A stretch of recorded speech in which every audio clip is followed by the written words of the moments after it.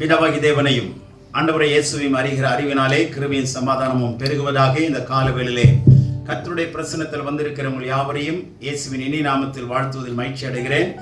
தேவனுடைய நாமம் மகிமைப்படுவதாக. இன்றைய செய்தியின் தலைப்பாக எட்டர்னிட்டி டிமாண்ட்ஸ் பிரைஸ்.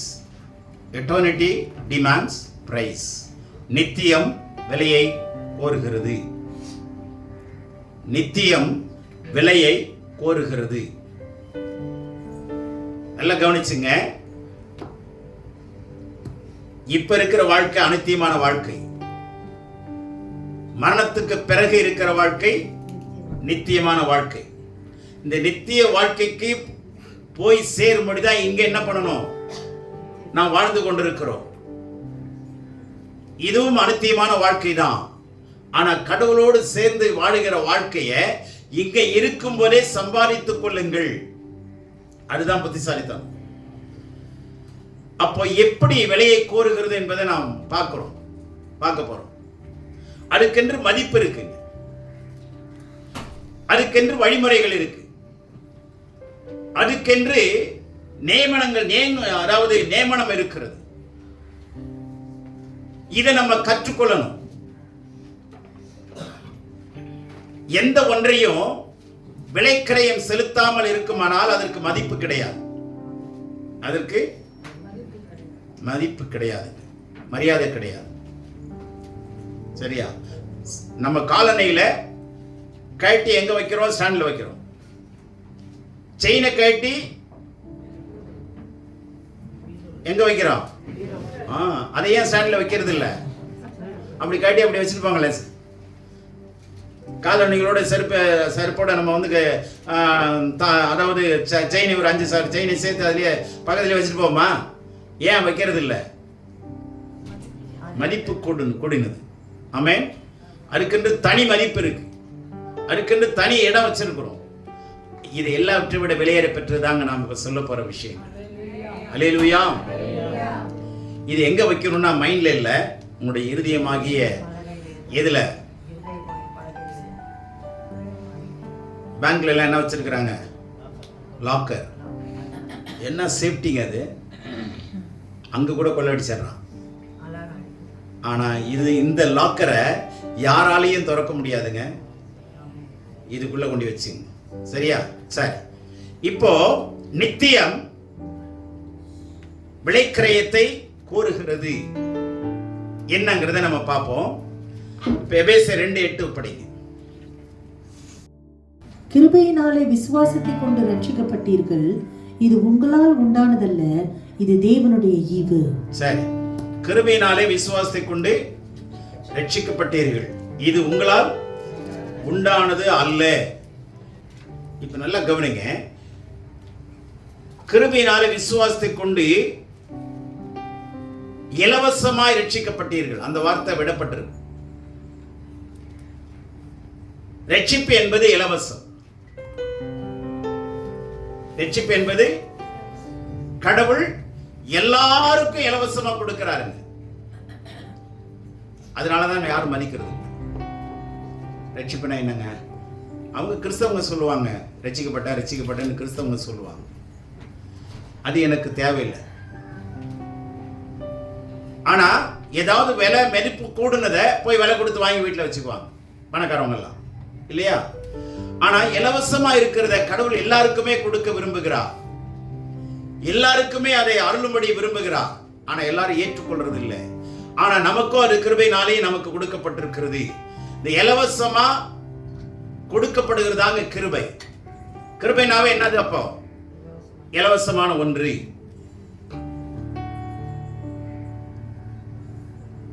இத ஆண்டவர் எப்படி கொடுக்கிறாரு? இந்த ரட்சிப்பை, அந்த விடுதலையை நாம எப்படி பெற்றுக்கொள்கிறோம் சொன்னா 1 பேதுரு 2:24 என்ன சொல்றாருங்கிறத நீங்க கவனிச்சு பாருங்க. அங்கே ஆண்டவர் இயேசு சிலுவை பாடுகளை கொண்டு வரார். ஒரு மனுஷன் ரட்சிக்கப்படணும்னா அவன் என்ன பண்ணப்படணும்? சிலுவை பாடுகளுக்கு வரணும். சிலுவைக்கு கீழே அவன் வரணும். அல்லேலூயா.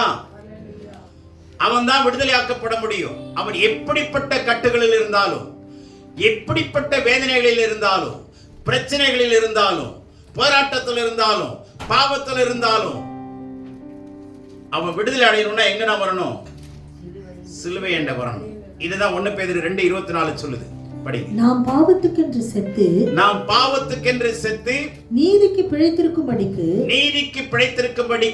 அவர் தாமே தமது சரீரத்திலே, அவர் தாமேனா இயேசு தாமே அவருடைய சரீரத்திலே நம்முடைய பாவங்களை சிலுவையின் மேல் சுமந்தார். அவருடைய தழும்புகளினால் குணமானீர்கள். நல்லா கவனிங்க. அவருடைய தழும்புகளினாலே என்ன ஆனீர்கள்? குணமானீர்கள். இன்னும் அழகான வார்த்தை பாருங்க. அவருடைய தழும்புகளினாலே குணமானீர்கள். அப்போ இந்த தழும்புங்கிறது எதை குறிக்குதுங்க? தழும்புங்கிறது எதை குறிக்குது? அவருடைய சரீரத்துல பட்ட பாடுகள், அவருடைய சரீரத்துல அடைந்த வேதனைகள், அவருடைய முதுகை முழுகிறனுடைய நிலம் போல ஆயிற்று. அவருடைய சரீரத்துல சதை ஒன்றுமே இல்லை, எல்லாம் பிச்சு எடுத்துட்டாங்க. அப்போ அந்த காயங்கள் அவருடைய சரீரத்தில் இருக்குல்ல, அப்போ இதெல்லாம் ஏன் அப்படின்னா நாம் அனுபவிக்க வேண்டிய தண்டனை, நம்முடைய பாவங்கள் நிமித்தம், நம்முடைய அக்கிரமங்கள் நிமித்தம், நம்முடைய மீறுதல் நிமித்தம், நம்முடைய குற்றங்கள் நிமித்தம் ஆண்டவர் இயேசு நாம் அடிக்கப்பட வேண்டிய இடத்துல, நாம் தண்டிக்கப்பட வேண்டிய இடத்துல ஆண்டவர் இயேசு தண்டிக்கப்பட்டு நம்மை காப்பாற்றினார். இதை நீங்கள் நானும் உணரணுங்க. நான் பாவி, என்னுடைய பாவத்தை நிமித்தம் பரிகாரம் செய்யும்படி, நிரந்தரமான பரிகாரம் செய்யும்படி உண்டாகும்படி அவர்தாமே சிலுவையிலே எனக்கு பதிலாக எனக்கு வர வேண்டிய தண்டனையை முழுவதும் ஏற்றுக்கொண்டு முற்றிலுமாய் என்னை அந்த தண்டனையிலிருந்து விடுவித்திருக்கிறார். அதுக்குதான் அவர் சிலுவையில் அடிக்கப்பட்டார்னு நீங்க விசுவாசிச்சாதான் விடுதலையாக்கப்படுவீங்க, ரட்சிக்கப்படுவீங்க. அது இலவசமான ஒன்று. இது என்னது? அப்ப அவருடைய சரீரத்தின் பாடுகளை நீங்க நினைக்கும் போது உங்க பாடுகள் மறைந்து போகும், உங்க வேதனைகள் நீக்கப்பட்டிருக்க காண்பீர்கள். அவருடைய தழும்புகளினாலே நீங்கள் சுகம் ஆவீர்கள். இல்லை, you have been healed, delivered, liberated. விடுதலையாக்கப்பட்டு இருக்கிறீர்கள். ஆண்டவர் உங்களை ஏற்கனவே விடுதலை ஆக்கிட்டாரு. நீங்க சிலுவை அண்டை வந்து அவரை பார்த்து சில பேர் அழுதாங்க, ஐயோ இப்படி அடிக்கிறாங்களே. அவரு என்ன சொன்னாரு? உனக்கா நான் அடிக்கப்படுறேன், என்னமோ நான் பாவம் பண்ணிட்டு என்னை அடிக்கிற மாதிரி நீ நினைக்கிற. என்னிடத்தில் எந்த ஒரு பாவமும் கிடையாது. உங்களுக்கு பாவ பரிகாரம் செய்கிற பரிகாரியாய் நான் மாறினேன். உனக்காக நான் அடிக்கப்பட்டேன், உனக்காக நான் தண்டிக்கப்பட்டேன், உனக்காக நான் அவமானப்படுத்தப்பட்டேன். இதை யார் உணர்றாங்களோ அவங்க இலவசமா அவரிடத்திலிருந்து விடுதலையை பெற்றுக் கொள்ளலாம். எப்படிப்பட்ட விடுதலை வேணும்னாலுங்க, எப்படிப்பட்ட பிரச்சனையா இருந்தாலும் பரவாயில்லை, கடவுள் உங்களுக்கு இலவசமாய் என்ன செய்கிறார்? விடுதலையை கொடுக்கிறார். அதுதான் ரட்சிப்பு, அதுதான் ரட்சிப்பு. அப்போ ஆண்டவருடைய சரீரத்தின் வழியாக நமக்கு என்ன கிடைக்குது? ரட்சிப்பு கிடைக்குது. பாடுகள் வழியாக. இதை நீங்க சிந்திங்க. இப்ப நம்மளை தூக்கி அடிச்சா நம்ம உயிரோடு இருப்போமா? அந்த தண்டனையில கண்டிப்பா முடியாது. அதனாலதான் இதை அவரே எடுத்துக்கிட்டார். நம்மளை லெகுவா விடுதலையாக்கி இருக்கிறார். பாருங்க, நம்மளை என்ன பண்ணிருக்காரு? இத ஆண்டவர் என்ன பண்றாரு? நீங்க ஒண்ணும் செய்ய வேணாம், நீங்க நம்புங்க போதும், விசுவாசி, அது போதும். இப்ப கர்த்தருடைய பாடுகளை, கடவுள் நமக்காகப்பட்ட பாடுகளை, சிலுவையில அந்த பாடுகளை நீங்க என்ன பண்ணணும்? சிந்திக்கணும். பாடுகளை, அவர் பட்ட பாடுகளை சிந்திங்க. வெறும் பாட்டை மாத்திரம் பாடாதீங்க, பாடுகளோடு இணைச்சி பாடி பாருங்க. உங்க பாடுகள் கண்டிப்பாக மறைந்திருக்க காண்பீர்கள். அல்லேலூயா. ரட்சிப்புங்கிறது இலவசங்க. இதை இப்படிதான் பெற்றுக்கொள்ளணும். நான் பாவி ஆண்டவரே, நான் அடிக்கப்பட வேண்டிய இடத்துல நீர் அடிக்கப்பட்டீர், நான் சுமக்க வேண்டிய எல்லா தண்டனையும் நீர் சுமந்தீர், ஒன்று கூட பாக்கி இல்லாம எல்லாவற்றுக்கும் பரிகாரத்தை செலுத்தி கடைசி சொட்டு ரத்தத்தை சிந்தி மரித்து அடக்கம் பண்ணப்பட்டு உயிரோடு எழுந்த தேவகுமாரன் நீர் ஒருவர் தான் சொல்லி நீங்க நம்பி விசுவாசித்து ஏற்றுக்கொள்றவங்களுக்கு விடுதலை இலவசம். விடுதலை இலவசம். தேவனுடைய பிள்ளைகளை, இந்த இலவசமான விடுதலையை நீங்க எங்க இருந்தாலும் பெற்றுக்கொள்ளலாம், யாரா இருந்தாலும் பெற்றுக்கொள்ளலாம், எந்த நிலைமையிலும் பெற்றுக்கொள்ளலாம். அல்லேலூயா. அப்போ அடுத்தது கவனிங்க, மிக முக்கியமான விஷயம். கொலோசியர் 1:14 நம்ம பார்க்கிறோம், குமாரனாகிய அவருக்குள் அவருடைய இரத்தத்தினாலே பாவ மன்னிப்பாகிய மீட்பு நமக்கு உண்டாயிருக்கிறது. கவனிங்க, இந்த ரட்சிப்பு என்கிற விஷயத்துல ரெண்டு பெரும் பகுதி இருக்குங்க. ஒன்று ரட்சிப்பு, இன்னொன்று மீட்பு. இதை நல்லா கவனிச்சு நீங்க புரிஞ்சுக்கிட்டாதான் பூரணமாக நீங்கள் கடவுளுடைய சன்னிதானத்திலே மகளாகவும் மகனாகவும் மாற்றப்படுவீர்கள், ஏற்றுக்கொள்ளப்படுவீர்கள். இத பகுதி பகுதியா உங்களுக்கு பிரிச்சு கொடுக்கும் போது நல்லா புரிந்து கொள்வீங்க.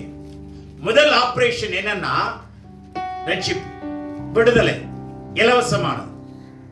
ரெண்டாவது ஆண்டவர் சொல்ற விஷயம் என்னன்னா, ஒரு மனுஷனை இப்ப ஒரு டீஅடிக்ஷன் சென்டர் கொண்டு போறாங்கன்னு வச்சுங்களேன், அதாவது இந்த போதை ஊட்டப்பட்டதான மக்களை கொண்டு போய் விடுதலை மையத்துக்கு கொண்டு போவாங்க, டீஅடிக்ஷன் சென்டர். அதுல இருந்து விடுவிக்கிற ஒரு இடத்துக்கு கொண்டு போவாங்க. அங்க போய் பாண்டெல்லாம் எழுதி வச்சுக்குவாங்க, பாண்டெல்லாம் எழுதுவாங்க. இதெல்லாம் நடக்கக்கூடிய சட்ட ரீதியான விஷயங்கள். இப்ப ஆண்டவர் கவனிங்க, ரெண்டாவது சட்ட ரீதியா செய்யறார், முதலாவது சரீர ரீதியாக செய்யப்பட்டது. அவருடைய பாடுகளையும் அவருடைய வேதனைகளையும் அவருடைய இரத்தத்தையும் அவருடைய எல்லா விதமான அவர் ஏற்றுக்கொண்ட அடிகளையும் நீங்க சிந்திச்சு அவரிடத்துல ஒப்பு கொடுத்தா நீங்க விடுதலையாக்கப்படுறது இலவசமானது. ஆமென். ஆனா இந்த மீட்புங்கிறது என்ன கேக்குதுன்னா, இந்த மீட்புக்கு கிரயம் கேக்குது. 1 கொரிந்தியர் 6ஆம் அதிகாரம், அதுல ரொம்ப அருமையான வசனம் இருக்கு பாருங்க. 1 கொரிந்தியர் 6ல வசனம் சொல்றேன், 20ஆம் வசனத்துல நீங்க பாத்தீங்கன்னா அங்க தெளிவா சொல்றாரு, இதுக்கு கிரயம் வேண்டும். எதுக்கு? மீட்புக்கு.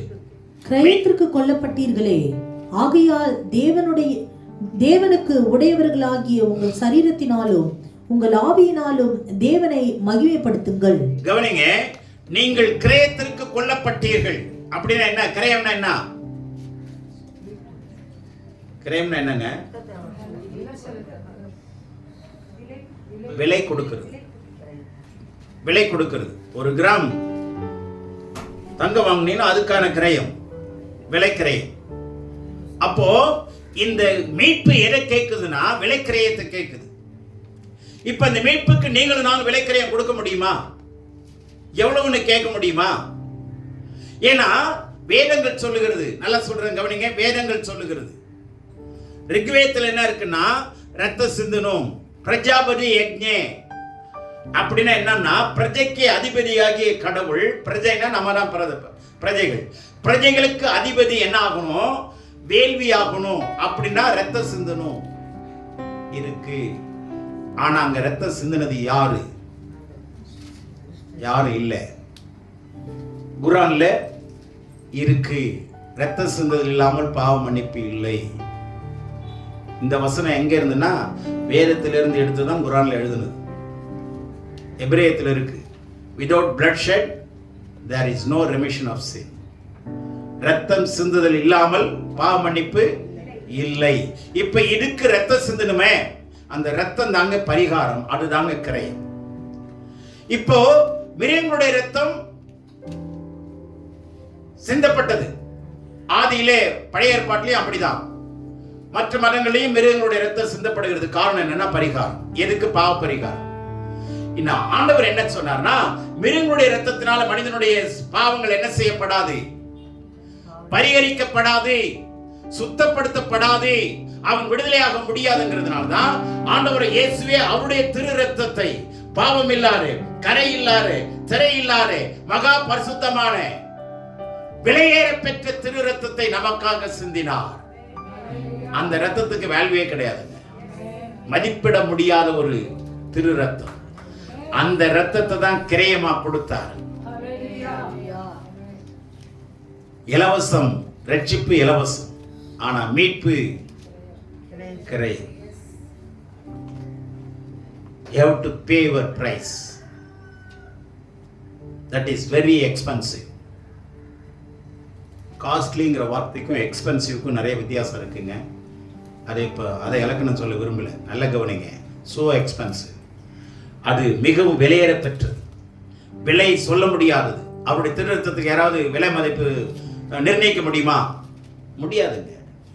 பாவம் இல்லாத பரிசுத்த ரத்தத்தை தாங்க விலையா கொடுத்தார். ஏன்னா நாம கொடுக்க முடியாது, நம்மளால கொடுக்க தகுதியும் கிடையாது.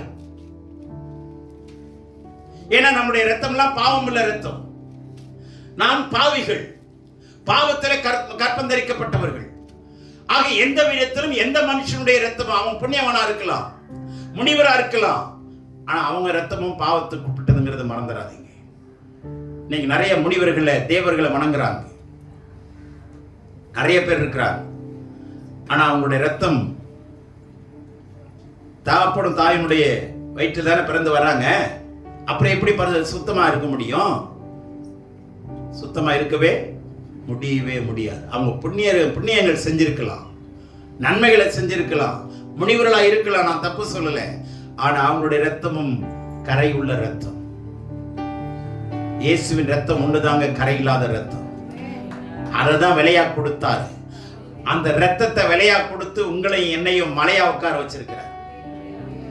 அந்த ரத்தத்தை விலையா கொடுத்து உங்களையும் என்னையும் என்னவா வச்சிருக்கிறாரு? மலையா வச்சிருக்கிறார். இந்த மலை என்ன மலை தெரியுமா? இமயமலை இல்ல, அதை விட மதிப்பு கூடின, அதுவும் ஆபத்தான ஒரு மலை இது. ஏன் அப்படி சொல்றேன் தெரியுமா? இந்த மலையை தொட்டு பாருங்க, என்ன நடக்குது பாருங்க. ஏன்னா இந்த மலைக்குள்ள கடவுள் இருக்கிறார். இந்த மலையை கடவுள் விலை கொடுத்து வாங்கி வச்சிருக்கிறாரு. கடவுள் வாங்கி வச்ச மலை யாராவது தொட முடியுமா? மலைச்சி நிப்பான தவிர தொட முடியாது. ஏனென்றால் இது எரிமலை. இந்த மலையை தொடுகிற எவனும் சாவான். தேவனுடைய பிள்ளைகளை நல்ல கவனிங்க. கடவுளுடைய பிள்ளைகள் பயங்கரமானவர்கள். ஏனென்றால் அவர்களை ரட்சித்தவர் பயங்கரமான தேவன். அல்லேலூயா. எத்தனை எதிர்ப்புகள் வந்தாலும் யோசுவா பார்த்து சொன்னாரு, மகனே, ஹலோ ஜோஷுவா, உயிரோடு இருக்கிற வரைக்கும், நீ உயிரோடு இருக்க வரைக்கும் ஒருத்தர் உனக்கு முன்பாக நிக்க கூட முடியாது. நான் மோசையோடு இருந்தது போல உன்னோடு இருப்பேன். ஒருவனும் அதே மாதிரிதாங்க. யோசுவாக்கு முன்னாடி எந்த ஒரு ராஜாவும் என்ன பண்ண முடியல, நிக்கவே முடியல. ஏசாயால சொல்றாரு, உனக்கு விரோதமாக உருவாக்கப்படும் no weapon will prosper, shall prosper. ஒரு வெப்பன், ஒரு பட்டயம் உனக்கு விரோதமாய் எழும்பவே முடியாது. ஏனென்றால் சர்வ வல்லவரால் நீ கிரயம் கொடுத்து மீட்கப்பட்டிருக்கிறார். அந்த மீட்புங்கிற வார்த்தை தமிழ்ல தெளிவா சொல்றேன். மீட்கிறதுனா நம்ம அன்றாடம் வீட்டுல போய் ஒரு தேவைக்குன்னு உடனே என்ன பண்ணிடுறோம்? அடமானம் வச்சிடறோம். நகையை அடமானம் வச்சிடறோம். சரியா? அடமானம் வைக்கும் போது அந்த தொகையை வாங்கிட்டு வந்துடுறோம். அப்போ வைக்கிறோம், தொகையை வாங்கிக்கிறோம், இன்னொன்னு என்ன பண்றோம்? கையெழுத்து போடுறோம். விளங்குதா? அதான் டாக்குமெண்ட். கையெழுத்து போட்டுட்டு தானே வரோம். டாக்குமெண்ட்ல கையெழுத்து ஏறிடுதா? சரியா? திரும்பி மீட்டுக்கு போறோம். பார்த்தீங்களா? மீட்டுக்கும் போது முதலையும் கொடுக்கிறோம், வட்டியும் கொடுக்கிறோம். அதுக்கப்புறம் அந்த ரிசிப்டை என்ன பண்றோம்? வாங்கி கிழிச்சிடுறோம், இல்லைன்னா கேன்சல் பண்றோம். கேன்சல்னு எழுதுவாங்க.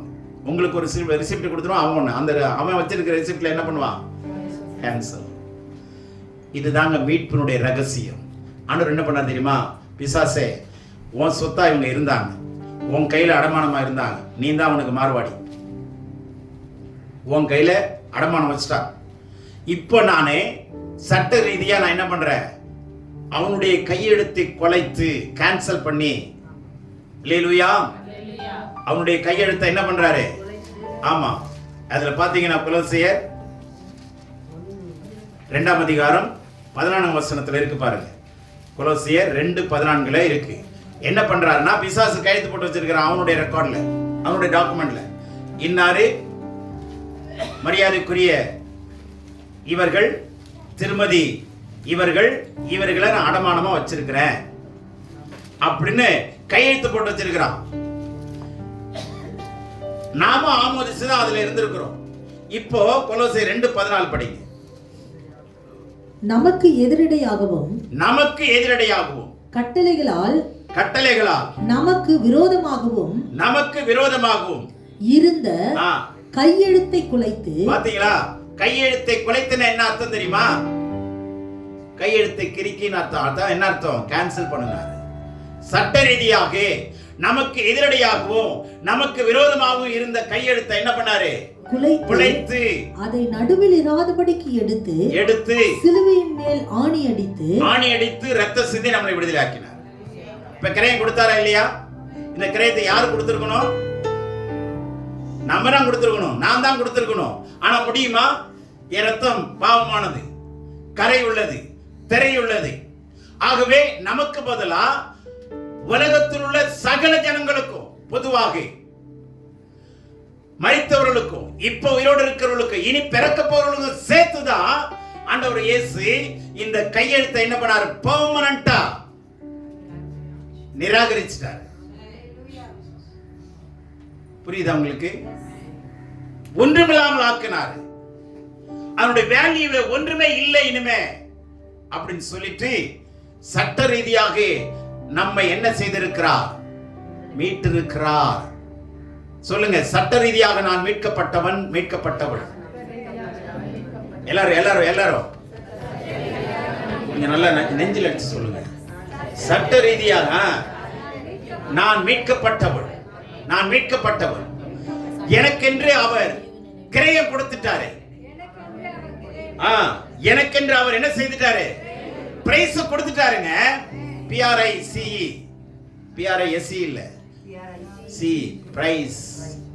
நமக்கு விலைக்கிரயத்தை கடவுளே கொடுத்து நம்மளை பெர்மனண்டா மீட்டுட்டாரு. என்ன இதுக்கு ஒரு கை தட்டலாமா ஆண்டவருக்கு? நீங்களா நினைச்சாலும் என்ன குட்டிகள் அடிச்சாலும் இதுல இருந்து வெளியே வரவே முடியாது. அப்போ மீட்பு கிரயத்துக்குட்பட்டது, விடுதலை இலவசத்துக்குட்பட்டது. ஆனால் மீட்புங்கிறது சட்ட ரீதியான ஒன்று. ஜெயில அடைச்சிட்டாங்க, வெளியில வரணும், சைன் பண்ணிட்டு தான் வரணும். சைன் பண்ணாம சட்ட ரீதியானதுங்க. லெஜிட்டிமேட்டிவா ஆண்டவர் எல்லாவற்றையும் everything was done orderly and decently according to the law in order to fulfill the law. Amen. He has done everything beautifully, decently, in his time. Hallelujah.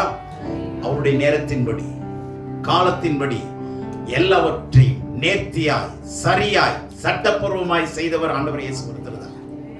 அதனாலதான் இந்த ரட்சிப்பு ஒரு மனுஷனாலையும் என்ன பண்ண முடியாது, எடுக்கவே முடியாது. உங்களை என்னையும் விலை கொடுத்து வாங்கி இருக்கிறார்னா இப்ப யாருக்கு சொந்தம்? நம்ம அணுக்கு தானே சொந்தம். விலை கொடுத்து வாங்கிட்டார்ல, இப்ப நாம அவரை என்ன பண்ண முடியாது? இதை செய்யுங்க ஆண்டவரே, அதை செய்யுங்க ஆண்டவரே என்ன பண்ண முடியாது, கேட்கவே முடியாது. ஆனா நம்ம என்ன பண்ணிட்டு இருக்கிறோம்?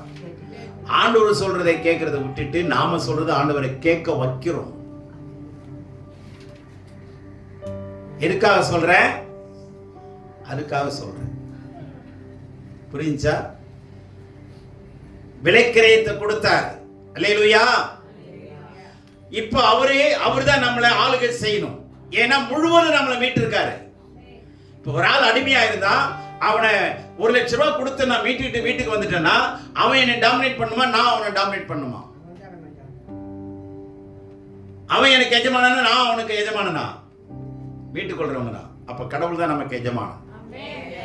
அல்லேலூயா. கிரயம் கொடுத்து, காசு கொடுத்து விலைக்கிரயம் கொடுத்து நம்மை மீட்டிருக்கிறார்.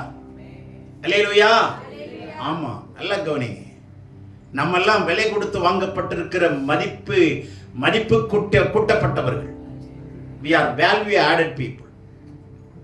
நல்லா கவனிங்க, we are value added people. இப்ப வேல்யூ ஆடட் டாக்ஸ் போறானா? வாட்டு போறானா? வாட்டுனா என்ன? நல்ல கவனிங்க, ஜிஎஸ்டி இல்லையா?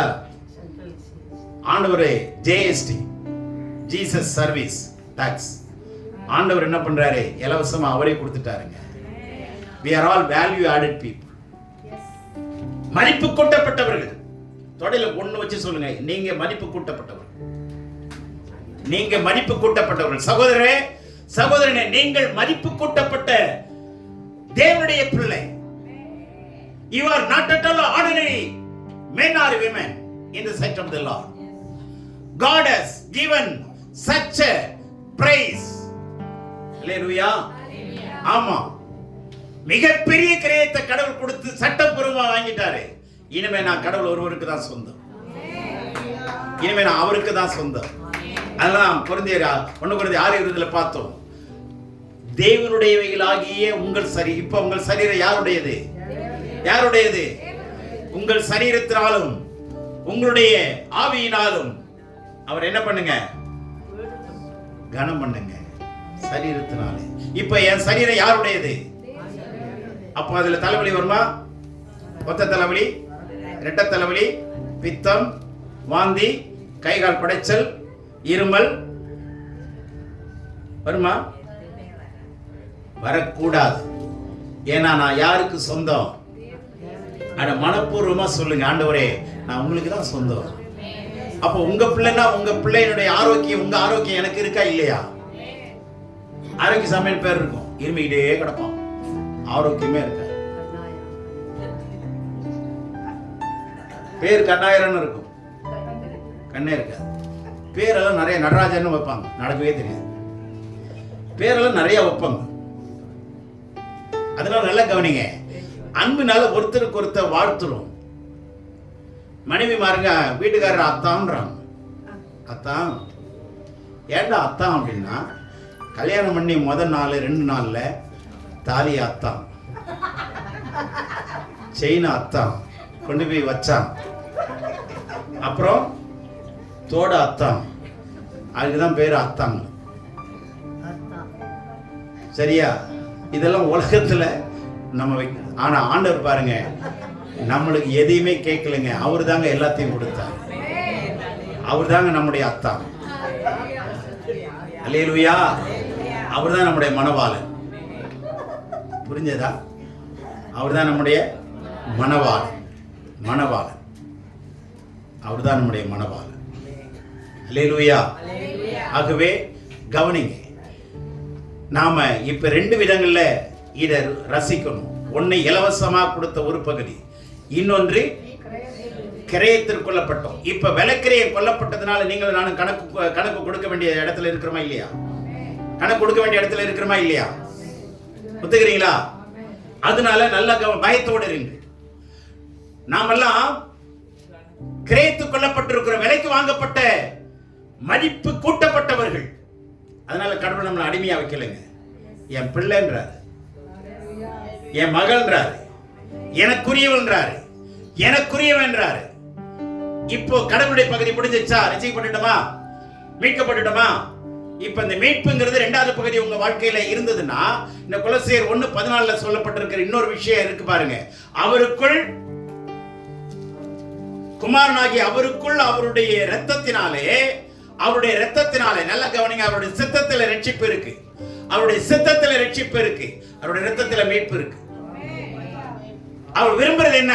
எல்லாரும் ரட்சிக்கப்படணும். யோவான் 3:16 சொன்னா கிடைக்கும் கரிசோர். தேவன் தம்முடைய ஒரே பேரான குமாரனை விசுவாசிக்கிறவன் அவன் கெட்டு போகாமல், நித்திய ஜீவனை அடையும்படி அவரை தந்தருளி, இயேசுவை தந்தருளி, ரத்தத்தை சிந்த வச்சு தந்தருளி இவ்வளவாய் உலகத்தில் அன்பு கூர்ந்தார். எவ்வளவாய்? உங்களை என்னையும் மீட்கும்படி அவருடைய சித்தத்துல ரட்சிப்பு இருக்கு, அவருடைய ரத்தத்துல மீட்பு இருக்குங்க. இப்போ அந்த ரத்தத்துல பாவ மன்னிப்பு ஆகிய மீட்பு, அந்த forgiveness and assurance ரெண்டும் இதுக்குள்ள இருக்குங்க. பாவ மன்னிப்பு ஒண்ணு, இரண்டாவது மீட்பு, விடுதலை, சட்டப்பூர்வமான விடுதலை. அந்த வார்த்தையை சொல்லுங்க, சட்டப்பூர்வமான விடுதலை. அப்ப பாவ மன்னிப்பு நிச்சயம், பாவ மன்னிப்பு அஷூரன்ஸ் நிச்சயம், ரெண்டுமே கிடைக்குது. இப்ப ரட்சிக்கப்பட்டா மாத்திரம் பத்தாது, அதோட அடுத்த ஆபரேஷன் என்ன? ரிடெம்ப்ஷன். அதான் மீட்பு. Salvation brings redemption. ரட்சிப்பு மீட்பை கொண்டு வருகிறது. அந்த மீட்பை எது கொண்டு வருகிறதுனா பாவ மன்னிப்பையும் அது நிச்சயத்தையும். இப்போ பாவ மன்னிக்கப்பட்டதுங்கிற நிச்சயம் இல்லைன்னா இந்த சத்தியத்தை நீங்க அறியலன்னு அர்த்தம். அப்ப அறிஞ்சிட்டீங்கன்னா எல்லா வியாதியும் உங்களை விட்டு ஓடிச்சுன்னு அர்த்தம். எத்தனை பேர் விசுவாசிக்கிறீங்க? என்னை விலை கொடுத்து கடவுள் வாங்கிட்டாருன்னா பலவீனமா வைப்பாரா? என்னை பலப்படுத்த கிறிஸ்துவினால் எல்லாவற்றையும் செய்ய எனக்கு பலன் உண்டு. கர்த்தருடைய ஆவியான அருளுகிற பலத்தினாலும் நியாயத்தினாலும் பராக்கிரமத்தினாலும் நிரப்பப்பட்டிருக்கிறேன். நான் சாதாரண ஆள் இல்லை. அல்லேலூயா. I am an outstanding man in the sight of the Lord. I am an extraordinary man in the sight of the Lord.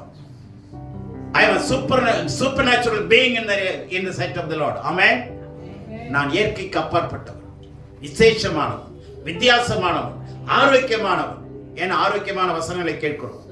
அல்லேலூயா. ஆகவே மீட்பு கர்த்தருடையது, ரட்சிப்பும் கர்த்தருடையது. இரத்தத்தில் அவருடைய மன்னிப்பு இருக்கு. மன்னிப்பின் அதை மறந்துடாதீங்க. forgiveness along with the assurance. நிச்சயத்தை கொடுத்துறாரு. சும்மா சும்மா முடிச்சிட்டேன் போயிட்டே இருக்கலாம். இல்ல ரெசிப்டோட எனக்கு ரெசிப்ட் வேணும்.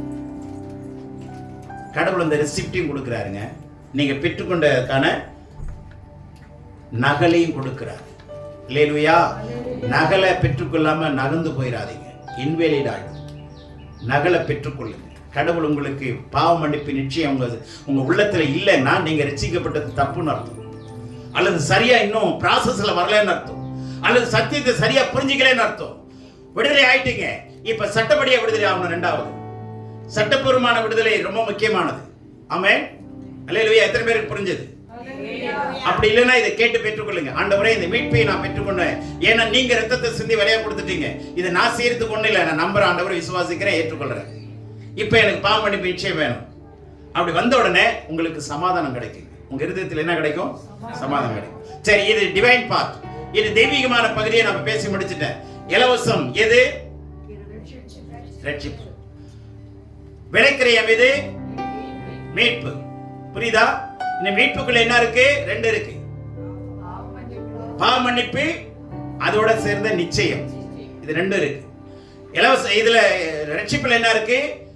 விடுதலை இருக்கு. சரீரத்துல விடுதலை. ஆமென். வாழ்க்கையில விடுதலை. சரி, இப்போ நம்முடைய பாட்டுக்கு வர எல்லாம் கவனிச்சுங்க. இப்ப நம்முடைய பாட்டுக்கு வர, ஏன்னா ஆண்டவர் இந்த உலகத்தில் எப்படி வந்தார் தெரியுமா? யோவான் 1:14 சொல்லுது. நல்ல கவனிங்க. அந்த வார்த்தையை நீங்க ஒன்னாம் அதிகாரம் யோவான் 1:1 1:14 பாருங்க. ஆதியிலே தேவன் வார்த்தையாய் இருந்தார். அந்த வார்த்தை ஆதியிலே வார்த்தை இருந்தது, அந்த வார்த்தை தேவனிடத்தில் இருந்தது, அந்த வார்த்தை தேவனாய் இருந்தது.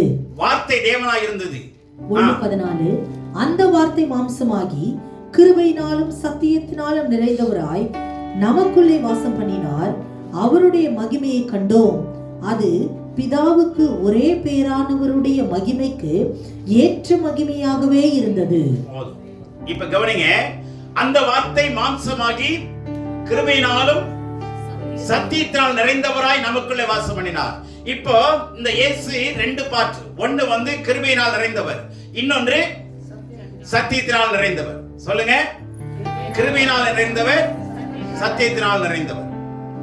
இப்போ கிருபை ஒன்னு இருக்கு, சத்தியம் ஒன்னு இருக்கு. இந்த கிருபை தாங்க ரட்சிப்பு. கிருபை தான் ரட்சிப்பு. அதான் விடுதலை, இலவசம். இந்த ரட்சிப்பை இலவசமா கொடுத்துட்டாரா? எது மூலமா? கிருபை மூலமா. கிருபைங்கிறது கிரேஸ். ஆங்கிலத்துல கிரேஸ்னா என்ன?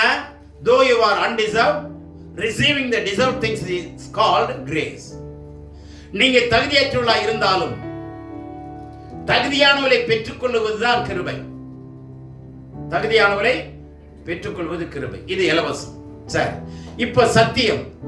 நீதிமொழி 23:23 பாருங்க. இந்த சத்தியத்தை குறித்து என்ன சொல்றாரு பாருங்க.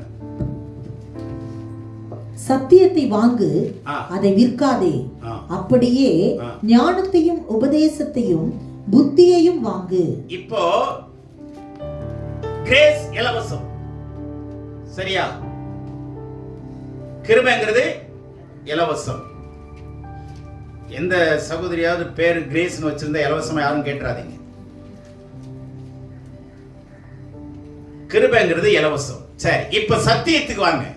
சத்தியத்தை என்ன பண்ண சொல்லுது? சொல்லுங்க. வாங்கு, விற்காது. இது லூக்கா 22:36 பாருங்களேன். சத்தியத்தை வாங்கு. அப்போ கிருபையை வாங்க முடியாதுங்க, இலவசம். இப்ப சத்தியத்தை என்ன பண்ணணும்? வாங்கணும். அதற்கு அவர், இப்பொழுதோ பணப்பையும் சாமான் பையும் உடையவன் அவைகளை எடுத்துக்கொள்ள கடவன், பட்டயம் இல்லாதவன் தன் வஸ்திரத்தை விற்று ஒன்றை கொள்ள கடவன். கவனிங்க, பட்டயம் இல்லாதவன். பட்டயம் இல்லாதவன், பட்டயம் என்னது? தன்னை காத்துக் கொள்றதுக்கு, சரியா? தன்னை தற்காத்துக் கொள்றது. இந்த பட்டயங்கிறது எது? வேத வசனம். வேத வசனம், சரியா? கிருபையை எப்படி வாங்கிக்கிறோம்? இலவசமா வாங்கிக்கிறோம். அற்புதத்தை இலவசமா வாங்கிக்கிறோம். அதிசயத்தை இலவசமா வாங்கிக்கிறோம். நம்ம வாழ்க்கையில அற்புதம் நடக்கலன்னு யாராவது சொல்ல முடியுமா? என் வாழ்க்கையில அற்புதமே செய்யல அப்படின்னு யாராவது சொல்ல முடியுமா? புரியுதா? அப்போ நல்ல கவனி, இதெல்லாம் இலவசங்க. எந்த அற்புதத்துங்க இலவசமா காசு கொடுத்து வாங்குனீங்க?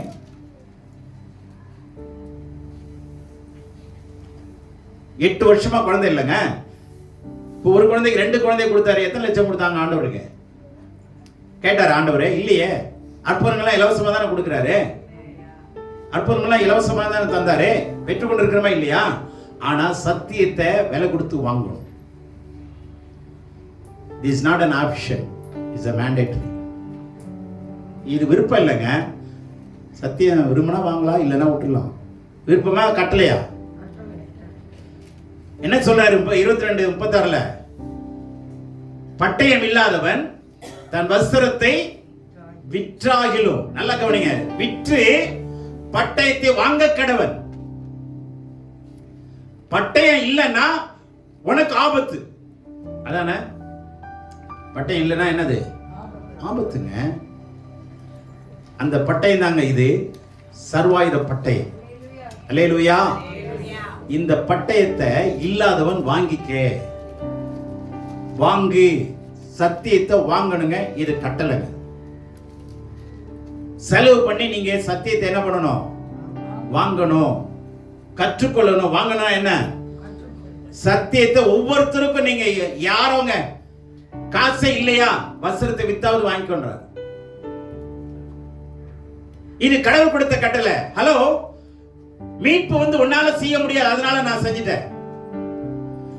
அப்ப ஆண்டவர் என்ன சொல்றாருன்னா, do at least what you can, then I will do what you cannot. நீ முடிஞ்சதை செய்யி, நான் முடியாததை நான் பார்த்துக்கிறேன். உன்னால மீட்புக்கான கிரயத்தை கொடுக்க முடியாது, ரத்தத்தை சிந்த முடியாது. ஓகே, நான் அதை பேர் பண்ணிட்டேன். நான் உன்னை காம்பன்சேட் பண்ணவும் விரும்பல, அதுக்கான ஈடு கொடுன்னு கேட்கல. ஆனா இப்ப நான் கொடுக்கிற சத்தியத்தை விலை கொடுத்து வாங்கிக்கும். எத்தனை பேருக்கு புரிஞ்சிச்சு? பைபிளை தாங்க வாங்கி வச்சிருக்கிறேன் அப்படின்னு அதை சொல்லல. பைபிளை வாங்கணும், ஒவ்வொருத்தரும் வாங்கணும், உண்மை. ஆனா இந்த பட்டயத்தை பயன்படுத்துறதுக்கு கத்துக்கணுங்க. வீட்டில் வாங்கி வச்சிருக்கீங்க, ஆனா அதை பயன்படுத்த தெரியலன்னா என்ன பிரயோஜனம்? கம்ப்யூட்டர் வாங்கி வச்சிருக்கிறீங்க, பயன்படுத்த தெரியுமா இல்லையா? வாங்கி வச்சிருக்கிறீங்க, பைபிள் இருக்கு எல்லாரும் வீட்லயும், ஆனா ஆபரேட் பண்ற விதம் தெரியுமா இல்லையா? அதுக்கு என்ன பண்ணணும்? காசு கொடுத்து கத்துக்கு தாங்க தீரணும். காசு கொடுத்து கற்றே தீரணும். ஏன்னா ஆண்டவர் இதை இலவசமா தரவே மாட்டார். எத்தனை பேர் புரிஞ்சுக்கிட்டாங்க? காசு இல்லைன்னு சொல்ல முடியாது, வஸ்திரத்தை வித்தாவது வாங்கி. அப்படின்னா எந்த அளவுக்கு முக்கியத்துவம் கொடுக்கிறாரு. ஏன்னா எட்டர்னிட்டிக்கு, நித்தியத்துக்கு போகணும்னா சத்தியத்தை வாங்கிதான் ஆகணும். அந்த நித்தியம் சத்தியத்துக்குள்ளதான் இருக்கு, கிருபைக்குள்ள இல்ல. எத்தனை பேருக்கு புரியுது? அந்த சத்தியம், அந்த நித்தியம் எதுக்குள்ளதான் இருக்கு? சத்தியமா சொல்றேன், நித்தியமே சத்தியத்துக்குள்ளதான் இருக்கு. அதனால நீ சத்தியத்தை விலை கொடுத்து வாங்கி, காசு கொடுத்து படிச்சுக்கோ, கத்துக்கோ. அதையும் இலவசமா கேட்டீன்னா அது சட்டப்பூர்வம் இல்லாத மகனே. வாய்ப்பே இல்லை ராஜா. என்னது? வாய்ப்பே இல்லை. எங்க போறதுக்கு? நித்தியத்துக்கு. என்ன இல்லை சொல்லுங்க பக்கத்துல பார்த்து. மகளே, வாய்ப்பே கிடையாது. சத்தியத்தை வாங்கல, வாய்ப்பே கிடையாது. No more chance. இது கட்டளை, வாங்கி தான் தீரும். ஏன்னா இது தேவன் அவர் விலை கொடுத்து வாங்கினதுனால இப்ப கட்டளை கொடுக்கிறார். நான் உன்னை விலை கொடுத்து வாங்கிட்டேன், இப்ப என் வார்த்தையை விலை கொடுத்து கத்துக்கோ. என்ன கஷ்டம்? இப்ப சொல்லுங்க, என்ன கஷ்டம்? இப்ப என்ன கஷ்டம் தெரியுமா? ரட்சிக்கப்பட்டது ஈஸிங்க. சத்தியத்தை விலை கொடுத்து கத்துக்கிறதாங்க கஷ்டம். அதுல இஷ்டப்பட்டு கத்துக்குங்க, அப்பதான் நித்தியத்தில் கஷ்டப்படாம இருப்போம். அல்லேலூயா. எத்தனை பேர் புரியுது? இப்போ மேலோட்டமா நீங்க காரை வாங்கி வச்சுக்கலாங்க, ஆனா டிரைவர் வச்சு நான் ஓட்டிக்கிறேன்னு சொல்லலாம். புரியுதா? ஆனா இந்த காரை நீங்க தான் ஓட்டி ஆகணும். இதை நீங்க தான் ஓட்டி ஆகணும். பரலோகத்துக்கு டிரைவர்லாம் ஓட்டிட்டு போக மாட்டாரு. புரியுதா உங்களுக்கு? டிரைவரே போறது கஷ்டம்னா அப்புறம் எங்க நம்ம போறது? புரிஞ்சுங்க. சத்தியத்தை வாங்கு, சத்தியத்தை வாங்கு. கிருபையும் சத்தியமும் ரெண்டு முக்கியமான, ஒன்றோடு ஒன்று இணைந்த ஒன்றுங்க. அது these two are inseparable. Inseparable, indivisible. பிரிக்கவே முடியாது. கிருபை இருக்கிற இடத்துல சத்தியம் இருந்தே தீரும். கிருபை இருக்குது இலவசமானா நீங்க சத்தியத்தை வாங்கியே தீரணும். நீங்க எப்பேற்பட்ட ஆளா இருந்தாலும் சரிங்க, யாரா இருந்தாலும் சத்தியத்தை விலை கொடுத்து கத்துக்கொண்டுதாங்க ஆகணும். சத்தியத்தை வாங்கு.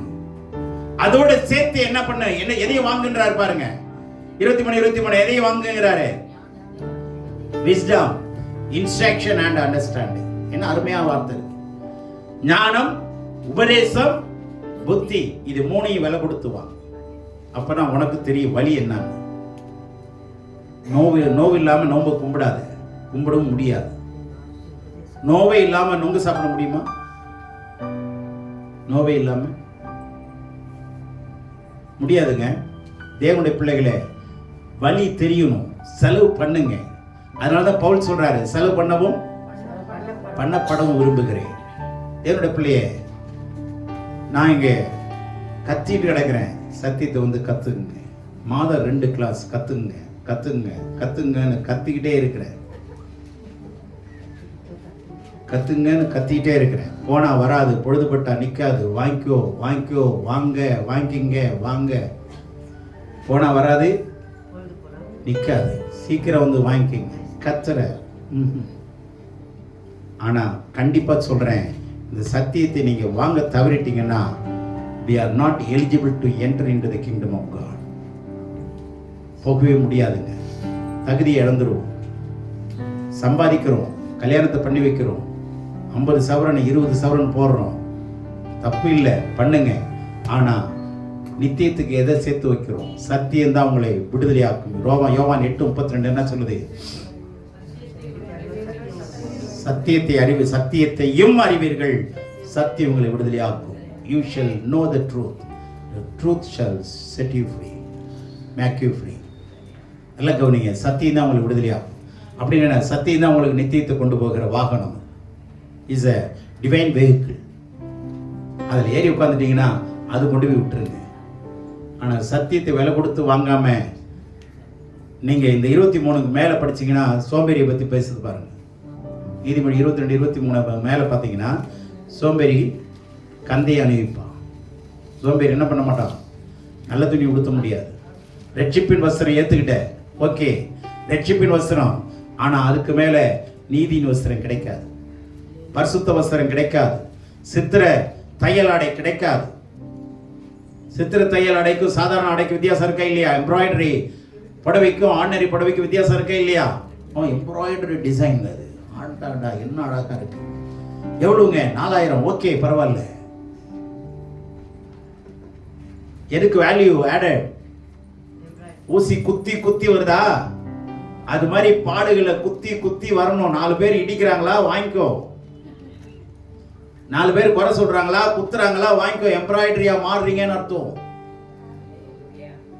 தையலாடை, சித்திர தையலாடைக்கு ஊசி குத்தி குத்தி வந்தாராங்க அழகா இருக்கும். அப்புறம் முடிவில் பார்த்தீங்கன்னா அழகான ஒரு டிசைன் வரும். இல்லையா? குத்துறாங்கன்னு ஓடுனீங்கன்னா முடிஞ்சு போச்சு. நல்லா கவனிங்க. பார்க்கறதுக்கு அழகா வரணும்னா ஊசி குத்துறதுக்கு அனுமதிங்க. அதனால நான் சுருக்கமா சொல்றேன், நீங்க சத்திய விடுவிக்கப்பட்டீங்கன்னா கிருபை உங்களுக்கு என்ன உடைய கொடுத்துன்னு தெரியுமா? கிருபைங்கிறது ரட்சிப்பின் வஸ்திரத்தை கொடுக்கும். சத்தியத்தை வாங்கினீங்கன்னா உங்களுக்கு நீதியின் வஸ்திரத்தை கொடுக்கும். நிறைய வித்தியாசம் இருக்கு, நேரம் இல்லை, அதை நான் முடிக்கிறேன். நல்ல கவனிங்க. ரட்சிப்பின் வஸ்திரத்தோட இருந்தீங்கன்னா தூக்கி எறிஞ்சிட்டு போயிடுவான். அது வெளிப்புறம்பான ஒரு அலங்காரம், எக்ஸ்டர்னல் எவிடன்ஸுங்க. ரட்சிப்புங்கிறது என்னது? External evidences. ஆனா மீட்புங்கிறது இன்டர்னல் சேஞ்சஸ், இன்டர்னல் எவிடன்சஸ். உள்ளேயும் நீங்க மாறணும். ஏன்னா எது மீட்கப்படணும்? ஆத்மா மீட்கப்படணும். ஏன்? இந்த ஆத்மா தான் மனவாட்டி. அது நீதியா மாறணும். சரீரம் நீதிமான ஆக்கப்படுகிறது. ரட்சிப்பு என்ன கொடுக்குது? நீதிமானா மாத்துது. சத்தியம் என்ன பண்ணுது? நீதியா மாத்துது. புரிஞ்சதா? நீதிமானா மாத்துறது சட்டதான். ஆனா உள்ளுக்குள்ள அப்படியே இருக்கு. பழைய ஆள் இருக்கான். பழைய ஆள் இந்த சட்டைக்குள்ள மறைஞ்சிருக்கிறான். மீட்கப்படலைன்னா ஒருத்தனும் சட்டையே பண்ண மாட்டான். சட்டை போட்டிருந்தா. புரியுதா? இந்த சட்டைக்குள்ள உங்களுடைய சரீரம், ஸ்கின் டிசீஸ் இருக்கிறவங்க பாருங்க, நல்ல முழுசா போட்டுக்குவாங்க, இது வரைக்கும் போடுவாங்க. சட்டையை காட்டிட்டாங்கன்னா மொத்தமா நாறிடும். தேவனுடைய பிள்ளை, நீதிமானா இருப்பது ஆபத்து. நீதியா மாறுங்க. அல்லேலூயா. நீதிமானா இருக்கிறவங்க என்னவா மாறணும்? நீதியா மாறணும். அல்லேலூயா சொல்லுவோமா? ஆகவே கர்த்தர் நம்மோடு கூட இருக்கிறார். நீதிமானாய் மாற்றப்படுகிறது லேசான விஷயம், கிருபை, அது இலவசம். ஆனால் நீதியாய் மாற்றப்படுகிறது, அதுக்கு என்ன வேணும்? கிரைய வேணும். நீங்க செலவு பண்ணணும், கஷ்டப்படணும், நீங்க பாட அனுபவிக்கணும், ஊசியால் குத்தப்படணும், நெருக்கப்படணும். சரித்து, அதாவது சத்தியத்தின் நிமித்தம், வசனத்தை ஏற்றுக்கொண்டது நிமித்தம், ரட்சிக்கப்பட்டது நிமித்தம், ஊழியம் செய்யறது நிமித்தம் பாடு வருதா, சங்கடங்கள் வருதா, ஏற்றுக்கொள்ளுங்க. அது உங்களை என்னவா மாத்தும்? பரமனோடு உங்களை சேர்க்கும். அல்லேலூயா. கர்த்தர் தாமே நம்மை ஆசீர்வதிக்கும்படி இந்த செய்தியை மறுபடி என்ன பண்ணுங்க? கேட்டுக்கிட்டே இருங்க. இது என்ன வெப்பம்? இது சூரிய வெப்பம் இல்லைங்க. இது நீதியின் சூரியன் வெப்பம். நீதியின் சூரியனுடைய வெப்பம். என்ன பண்ணுங்க? கேளுங்க. கேட்டுக்கிட்டே. இது உங்களை வெளியில மாத்திரம் இல்லைங்க, உள்ளேயும் சேர்த்து மாத்தும். கர்த்தர் தாமே உங்களை ஆசீர்வதிப்பாராக. ஆமென்.